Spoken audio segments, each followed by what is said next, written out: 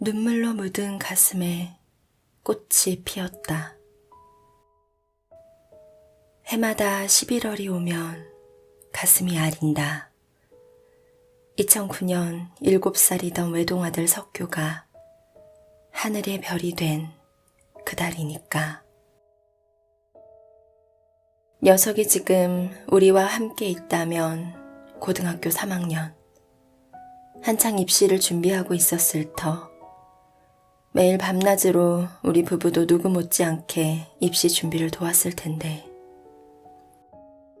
아들이 떠난 지 올해로 12년이다. 시간은 정말 순식간에 흘렀지만 여전히 가슴 한쪽이 쓰리다. 이석규. 이름 석자는 언제나 내 눈을 촉촉하게 적시는 그리움이다. 우리 가족은 한때 눈물로 얼룩진 시든 꽃이었다.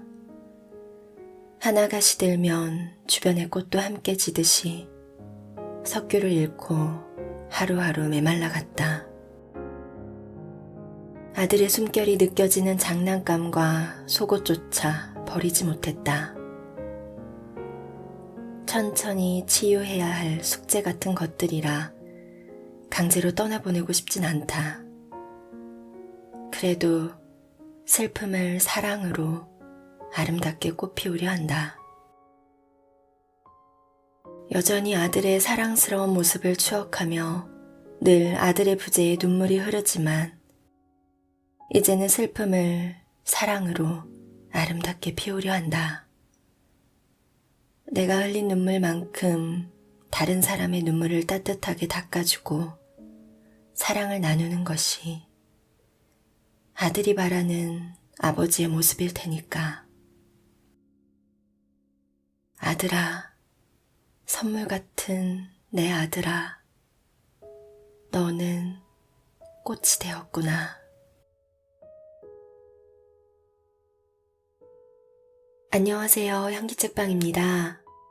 오늘 함께할 책은 배우 이광기님의 내가 흘린 눈물은 꽃이 되었다 입니다. 12년 전 갑자기 신종플루로 아들을 잃고 고통 속에 시들어갑니다. 치료하면 살 줄 알았는데 하루 만에 내 앞에서 떠나다니. 세상에서 가장 소중한 보물을 잃은 심정을 헤아릴 수 없겠지만 이루 말할 수 없이 큰 슬픔과 절망감에 빠지게 됩니다. 그 후 우연한 기회에 봉사와 나눔을 실천하게 되고 그것이 아들이 준 선물이라 여기며 사랑이 필요한 곳으로 향합니다. 아빠 잘하고 있지? 이 한마디가 참 가슴 먹먹해지게 만들었는데요. 슬픔에만 매몰되지 않고 아들에게 못다 준 사랑을 베풀며 살아가는 이광기님에게 위로와 응원의 말씀을 전하고 싶습니다. 오늘 이 책을 함께하면서 우리의 소중한 가족의 사랑을 다시 한번 느껴보는 시간을 가지시길 바라며 작가님의 희망의 메시지를 함께 나눠볼까 합니다.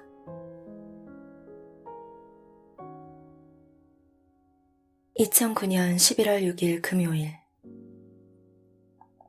자기야, 아침부터 미열이 있어서 수액을 맞았는데 석규열이 안 떨어지네. 모임 때문에 외출 중인 나를 대신해 아내가 석규를 데리고 동네 병원을 갔더랬다. 열이 안 떨어지면 어떡해. 내일 큰 병원 가보자.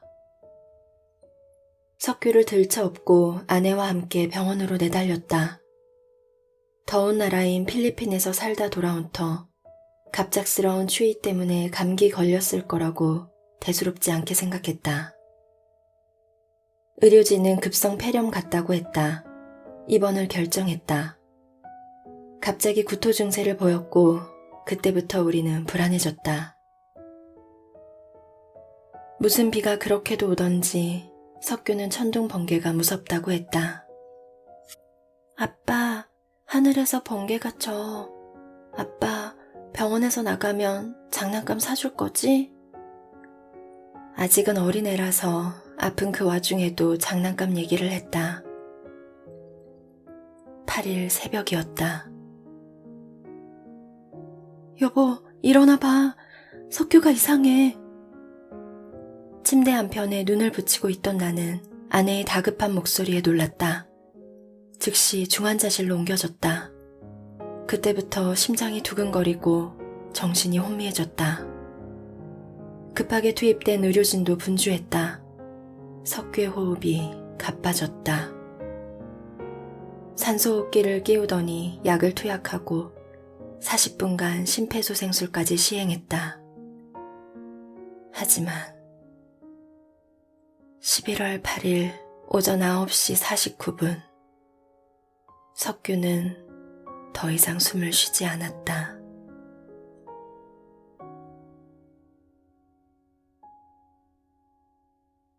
천사가 됐을 거야.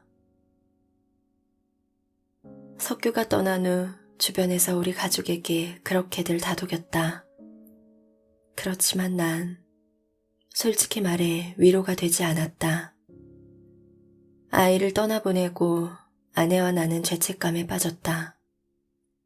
치료하면 낫겠지 했던 일말의 아니람, 더 서둘러야 했다고, 더 큰 병원으로 갔어야 했다고. 전날까지 멀쩡했던 아이가 시름시름 앓다가 너무 허무하게도 갑작스레 떠난 거니까. 현실을 인정하기가 어려웠다. 세상이 원망스럽기만 했다. 왜 내 아이여야 하나요? 싫었다. 내가 얼굴이 알려진 사람이라는 것도, 연예인이 아니었다면 남몰래 조용히 우리만의 슬픔으로 끝났을 텐데 전 국민이 다 아는 일이 돼버렸으니까. 내가 감당해야 하는 슬픔은 거대한 바윗돌이 되어 나를 짓눌렀다. 같은 생각이 계속 머릿속을 헤맸다. 이제 나는 뭘 해야 하지? 앞으로 어떻게 하지? 아내는 의료사고일지 모른다며 진실을 규명하자고 울부짖었다. 나 역시 싸워볼까도 생각했었다. 수많은 의료인에게 경각심을 주고 환자에 대해 더 많은 책임감을 갖도록 해볼까?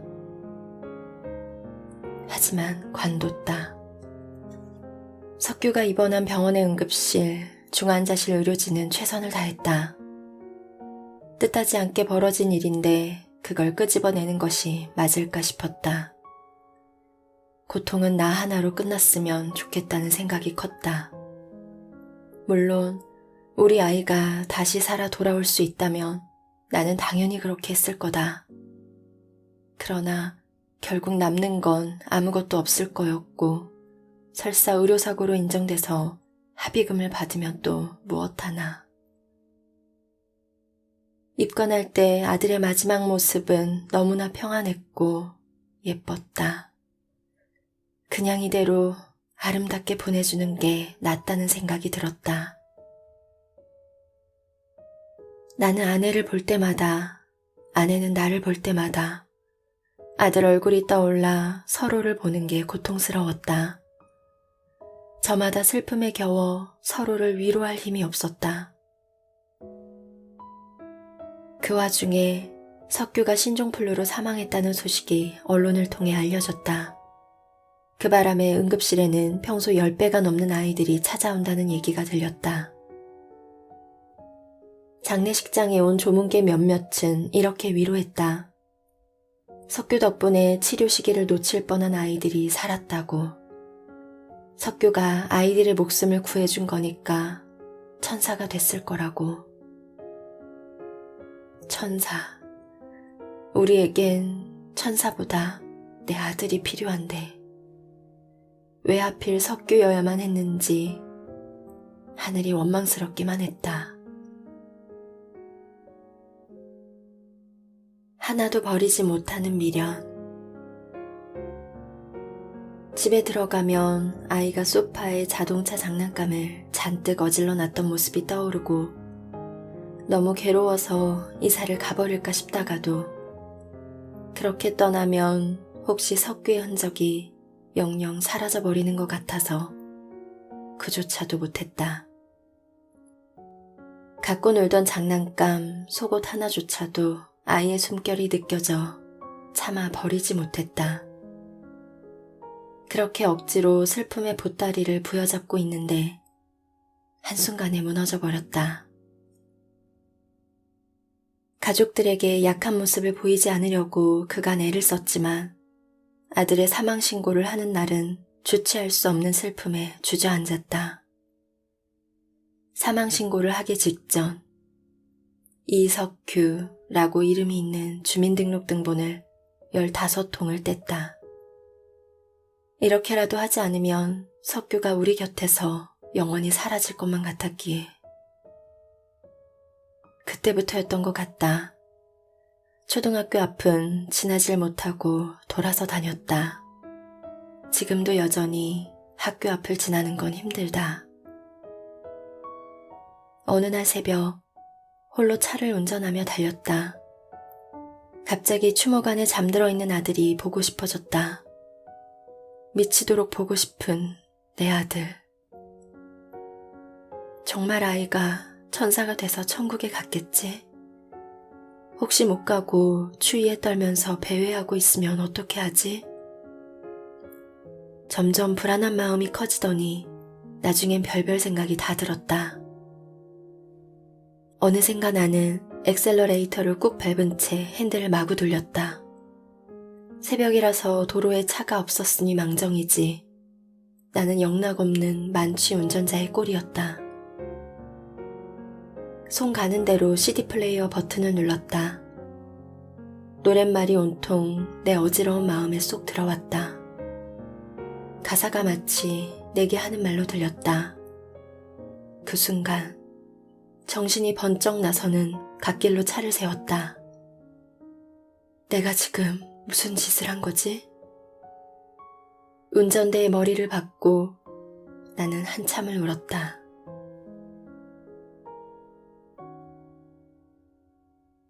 선물을 주고 간 아들. 내게 너무 많은 걸 남겨주고 떠난 아들, 석규. 누군가에게 뭔가 해줄 수 있는 일을 하면 그것을 통해 생각지 못한 그 이상의 가치가 돌아온다는 사실을 깨달았다. 예전에는 한쪽 방향만 바라봤다면 지금은 못 보던 곳까지 들여다보게 되었다. 참으로 고마운 아들. 녀석이 내게 알려줬다. 이제 슬픔에 빠진 사람을 위해 내가 발벗고 나설 때라는 걸. 아들이 해야 할 몫까지 내가 하며 살아야 한다는 걸 깨달았다. 더는 슬픔에만 머물러 있지 않을 수 있을 것 같기도 했다. 예전처럼 즐거워하며 뭐든 열심히 도전했던 나. 그 모습을 석규도 진정 바라는 것이 아닐까 싶다. 먼 훗날 그 언젠가 내 아들 석규를 만나면 이렇게 말할 거다. 아빠 잘하고 왔어? 괜찮았어? 그러면 내 눈물을 닦아줬던 천사 같은 아들이 엄지척을 하며 말하겠지. 아빠 멋져. 그런 자랑스러운 아빠가 되고자 나는 오늘도 간절히 기도하며 노력한다.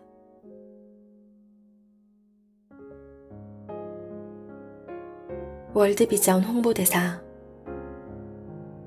내가 앞으로 아이들을 위해 뭘 하면 좋을까?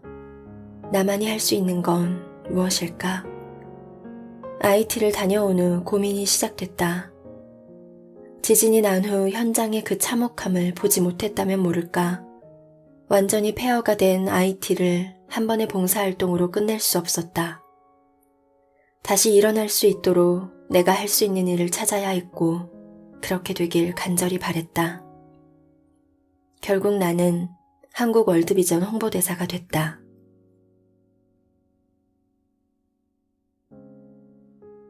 나는 절대 후회하지 않으며 절대 뒤돌아가지 않을 것이다. 나의 길을 갈 것이다. 사람들에겐 누구나 각자의 길이 있다. 물론 그 길이 순탄하지 않을지도 모른다. 그리고 심지어 나아가면서 의도치 않은 길들도 자꾸 보일 것이다. 나는 올바른 길로 가려 하지만 변수가 생길 것이다. 이것이 인생이다. 순탄치 않은 길. 여태 걸었고 앞으로도 그럴지 모르지만 나는 이 길을 지혜롭게 헤쳐나갈 것이다. 내 안에 지영이가 있고 우리 석규와 연지 그리고 준서가 함께하니까. 우리 가족 사랑해. 끝까지 함께 해주셔서 감사합니다. 지금까지 향기책방이었습니다.